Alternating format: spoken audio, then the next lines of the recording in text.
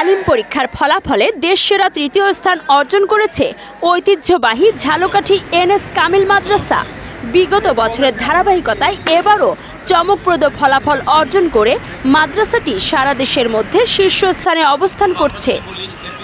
এবারের পরীক্ষায় এই মাদ্রাসার পাশের হার শতকরা 98.50%। বিজ্ঞান ও সাধারণ বিভাগে অংশ নেয় 266 জন শিক্ষার্থী।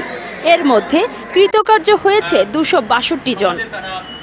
জিপিএ 5 পেয়েছে 107 জন শিক্ষার্থী। মাদ্রাসার ভাইস প্রিন্সিপাল আব্দুল কাদের বলেন, প্রতিষ্ঠাতা কায়েদ সাহেব হুজুরের আদর্শে পরিচালিত এই প্রতিষ্ঠানটি অনার্স থেকে কামিল পর্যন্ত ধারাবাহিকভাবে সাফল্য ধরে রেখেছে।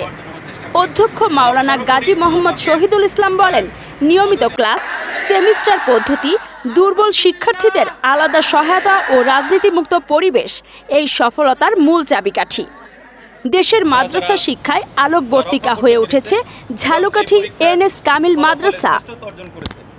আলিম পরীক্ষায় 266 জন অংশগ্রহণ করে 262 জন ছাত্র এখানে কৃতকার্য হয়েছে। এর ভিতরে 107 জন এ প্লাস পেয়েছে, সকল বলে আলহামদুলিল্লাহ। এর মধ্যে আমরা লক্ষ্য করেছি যে 103 জন ছাত্র তারা এ গ্রেড পেয়েছে, আলহামদুলিল্লাহ। বাকিরা সফলতার সাথে উত্তীর্ণ হয়েছে। পাশের হার হচ্ছে 98.50। আমরা এই ফলাফলের জন্য আল্লাহ পাকের কৃতজ্ঞতা প্রকাশ করছি। পাশাপাশি আমরা এই ঝালকাঠি এনএস কামিল মাদ্রাসা যিনি প্রতিষ্ঠা করেছেন মোজাদ্দেদ মিল্লাত হযরত কায়েদ সাহেব হুজুর রহমাতুল্লাহ আলাইহির এই ইখলাসের উপরে প্রতিষ্ঠিত এই প্রতিষ্ঠানে আমাদের ছাত্ররা শুধু লেখাপড়াই নয়, তারা চরিত্র বিকাশের জন্য এখানে ছাত্র শিক্ষক মিলে আমরা সকলেই চেষ্টা করি। আলহামদুলিল্লাহ, আমরা সবসময় শিক্ষকদের দিক নির্দেশনা মেনে এখানে সকল সময় সর্বদা পড়াশোনার ভিতরে থাকি। সেখানে আমাদের ক্লাস থাকে সকাল থেকে।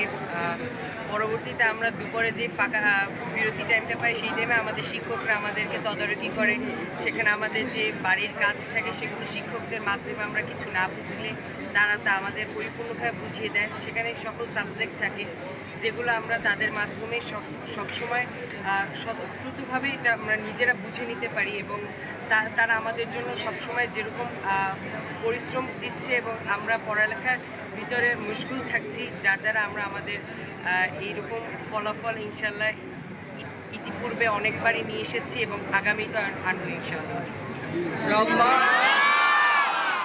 ছাত্রদেরকে তাদের সময়ের সদ্ব্যবহার করা যায়, সেই জন্য যেমনিভাবে ছাত্ররা আবাসিকে যাতে করে লেখাপড়া করতে পারে, সময় তাদের নষ্ট না হয়